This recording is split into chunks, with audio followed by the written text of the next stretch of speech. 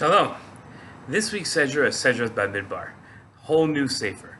For the past 7.5 years, my family has lived in Israel, but not just anywhere in Israel, in the Judean desert. A cynic would call the desert desolate, but the romantic sees rolling hills as far as the eye can see and perceives the desert's beauty.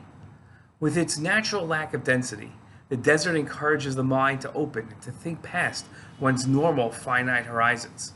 The desert isn't for everyone, and not for all times, but when taken advantage of, the desert provides unrivaled benefits. The Medrash discussed all that came from the desert. Listen to this. The Torah came from the desert, the Medrash says. The Mishkan came from the desert. The Sanhedrin came from the desert. The Kahuna, the priesthood, came from the desert. The service of the Levium from the desert. Royalty came from the desert.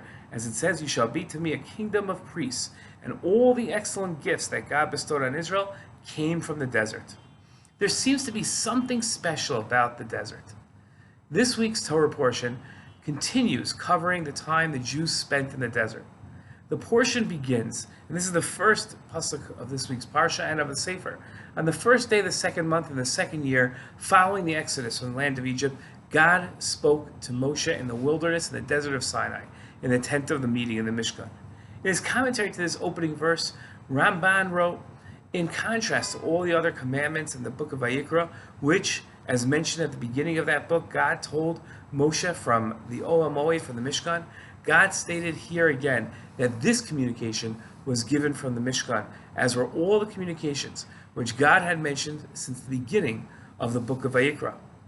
All of them, all those communications from God to Moshe, from now onwards, were said to Moshe from the Mishkan. For since the time that the Mishkan was set up and God called Moshe from the Mishkan, God only communicated with Moshe from the Mishkan. Ramban's point is that all further communications between God and Moshe would be from the Mishkan and no longer on Har Sinai.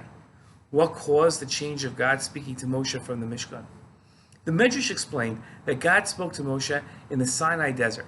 Why the desert? Why the wilderness? The sages taught homiletically. The Torah was given through three different things: fire, water, and desert. How do we know it was given through fire? Because the Torah said Mount Sinai was all in smoke as God had come down upon it in fire. How do we know it was given through water? The heavens dripped, the pasuk says, and the clouds dripped water at Har Sinai. And how do we know it was given through the desert? As the Torah says, God spoke to Moshe in the Sinai desert. Why was the Torah given through these three things? Well, the Medrash explains, just as fire, water, and desert are free to all the inhabitants of the world, so too are the words of Torah free to them. Another explanation read that God spoke to Moshe in the Sinai desert. Anyone who does not make themselves ownerless, desolate like the desert, cannot acquire wisdom and the Torah.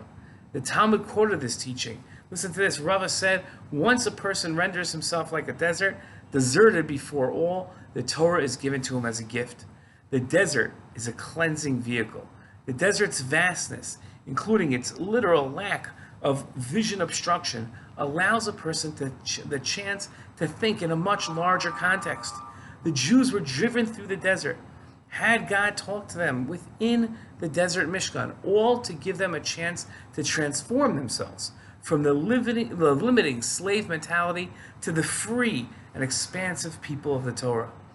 The same process of refreshing by moving away from your everyday surroundings can be replicated by every Jew on their own.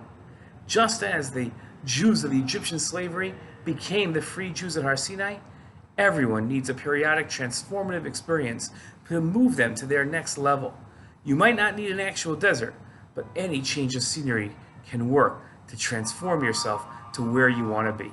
Shabbat Shalom.